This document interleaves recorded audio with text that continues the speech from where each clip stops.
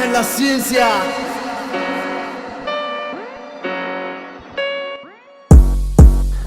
Shout out to all my friends at the Next Gen Poker.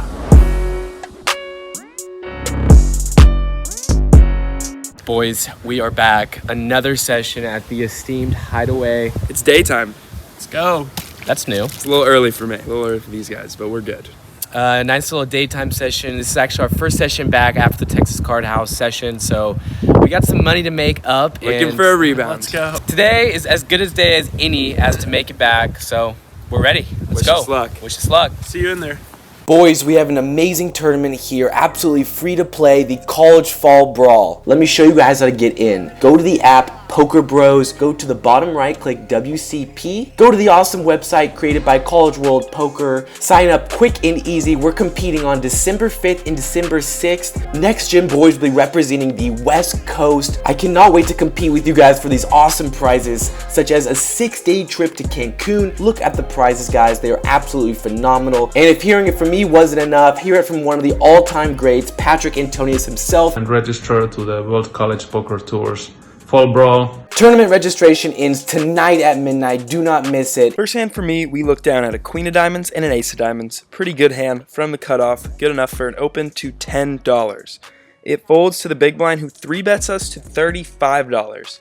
When it gets back to us, I think this is a hand that we can definitely put in our calling a 3-bet range in position as well. So I am going to call, and we are going to navigate a flop together. Heads up, flop comes King 4-5 Rainbow with 1 diamond. He actually checks this card, and this was a player that was pretty straight up. So I am going to actually take this as weakness, and being in position, I'm going to make use of being in position with an overcard, backdoor flush draw, backdoor straight draw. Sure, I am going to attack this player and throw out a bluff of $30. He looks, he doesn't look thrilled, but he doesn't look ready to give it up just yet and makes the call. We are looking to pick up equity on the turn, and that is exactly what we do with the 5 of diamonds. So now we have the diamond draw. He checks it over to us, and this is a perfect card, obviously, to not slow down. I barrel for $65. He goes into the tank for a little bit and lets it go. He would later tell me he had jiggities.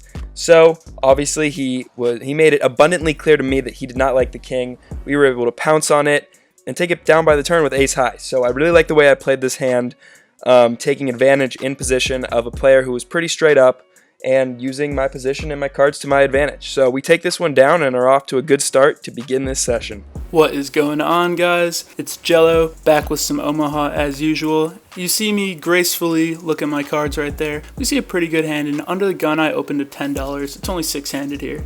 We see a call from middle position, a call from the button, and after thinking about it for a while, the big blind comes along as well. We see a flop of 8-4-2, 2 hearts. Not too bad. However, I decide here after the big blind checks to me, for some reason I am going to throw in a bet here. I decide to maybe take a stab at it, hopefully take it down early on a pretty dry board, I would say. We see a call from middle position though, however, and the button folds. The big blind decides to come along as well for $20.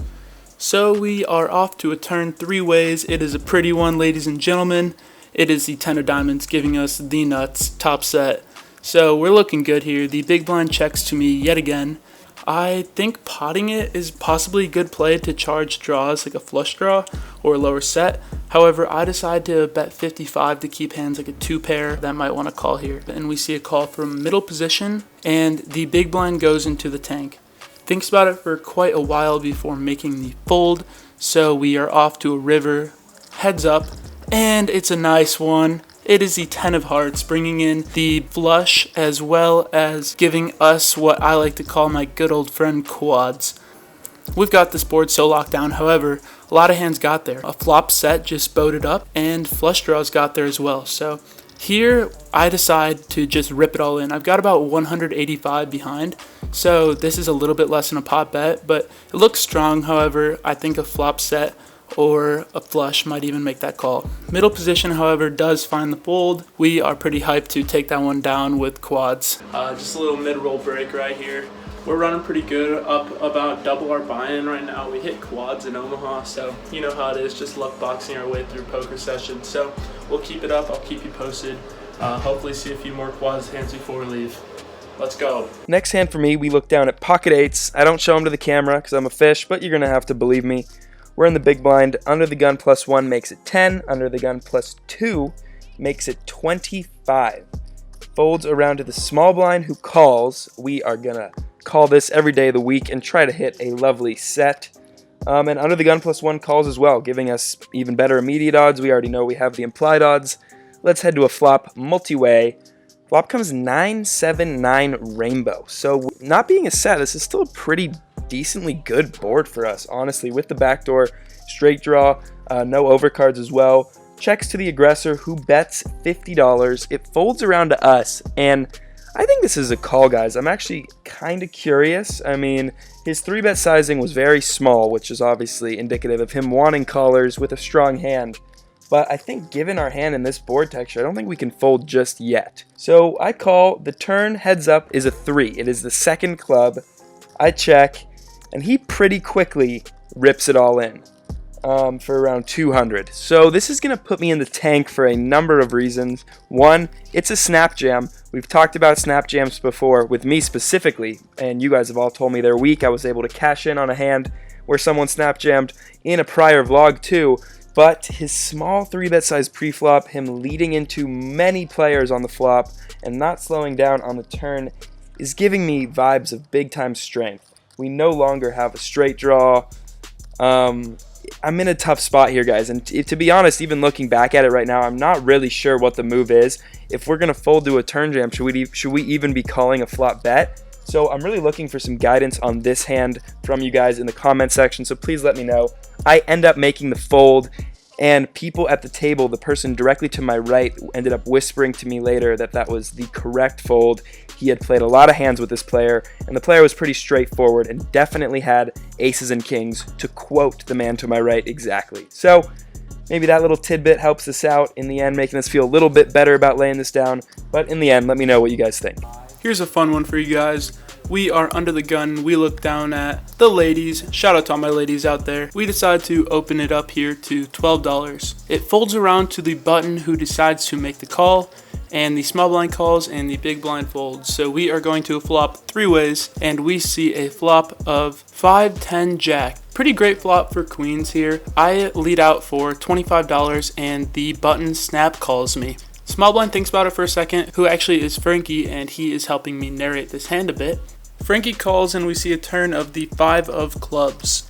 The small blind, Frankie, checks, and I bet $45. Before I can even get my chips fully out there, the button is already reaching for calling chips. Button snaps me off, and Frankie goes into the tank here. And now we will be transitioning into Frankie's point of view for this hand.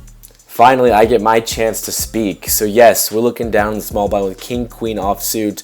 Alright, so now the board paired, I'm definitely not happy, and Jello continues for actually a reasonable price. So I'm getting about 5-2-1 here, guys. And because it's Jello, and honestly because the board paired, I definitely was thinking about pocket jacks, pocket tens. I didn't want to make a call drawing dead just to hit my 9 and lose a bunch of money. So for that reason, I decided to make a fold. Although my pot odds were there to make a call, boys. Everyone call me a fish for my one hand I played. Alright, calm down. Do not add that part. I'm for sure adding that part. Jello, I swear, there better not be a 9 or ace on the river. We see a river of the 9 of clubs. Not a bad card. It brings in the flush draw. However, I'm not really too scared about that. King Queen is really the only hand that makes sense I got there. And I decide to lead out for $55. As you can see, this guy goes into the tank. I'll show you guys how long it takes him to call. We table the queens, and we are good. Thank you, ladies, for never letting me down. Just kidding. This hand, we look down at ace, king of spades in the big blind. A very beautiful hand, in my opinion, one of the most beautiful hands in the game. Under the gun raises to 10. There are 3 callers, and it folds to us. We're going to raise this up, boys and girls. We elect to size for $50. And under the gun does a little min click. He re-raises us the minimum amount to $100. Folds back to us, and I don't feel so good here, guys. The min click, just with multiple players to act behind, it just screams strength. It folds back to us. We're obviously left with 3 decisions. Let me know what you guys think. I just think calling and playing this hand out of position is not the move. I mean, ace-king is ace-high, right? So I think folding is too nitty given our beautiful hand and the price we're getting. Long story short, I end up jamming for $302. I'm all in. Call. He snap calls with kings. Please run it. As you can tell, I'm begging to run it 3 times. Reduce that variance, right, guys? He agrees, and let's see what happens. I forgot about multiple runs on this play.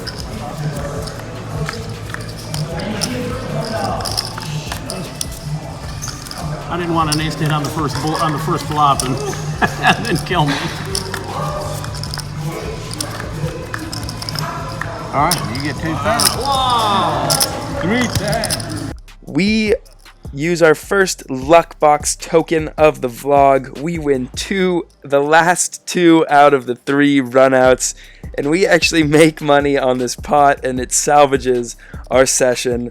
That's poker, boys and girls. It works for us, it works against us. Definitely grateful for the poker gods in this scenario specifically. We're able to win money on this pot, but let me know if you guys would have played it any differently. For this hand, we are in the small blind and we look down at ace-queen offsuit. Pretty solid hand. We see a raise from under the gun +1 to $12, and it folds around to the button who makes the call. I decide this is a good spot to use the small blind as a 3-bet situation. I choose to 3-bet here to $35.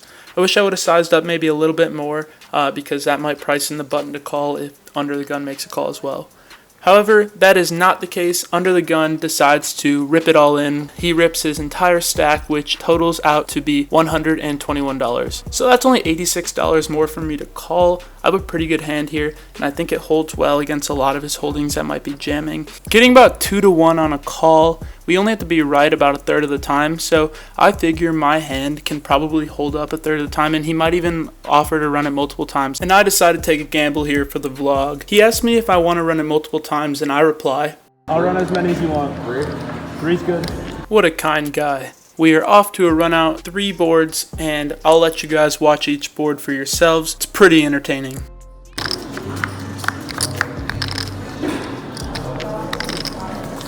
Looking good on that board? I have a pair of... Wow. Crazy. What are these? What? Holy shit. Welp, with that information, even just having a pair sadly beats us on all 3 boards. I let him know that he's good, and just to sink it in a little bit more, he flips over pocket queens. So we were a bit behind calling on the flop, but it's okay. We just weren't able to bank an ace. Happens sometimes, little chunk in our profits, but that's all right. It's poker. Let's keep running it. What's up, boys? We just wrapped up a quick little, not a quick session, a little afternoon session at the Hideaway. I'm a luck box, only lost $15. Should have lost a whole lot more. That's it for me. I went up about 150, a little bit more. Punted some off in Congress, but we love playing some Omaha hands. Definitely got it in. Decent amount of times with Omaha. That's pretty much only hands I played this night, but it was a good run, good session. I didn't get anything. Lost $130, $170, probably more. We'll round. That's poker. Shit happens. We'll be back. You know it. Talk to you guys later. Next one. Buy the merch. Follow the Instagram at TheNextGenPoker. Yes, sir. NextGenPokerShop.com. Peace.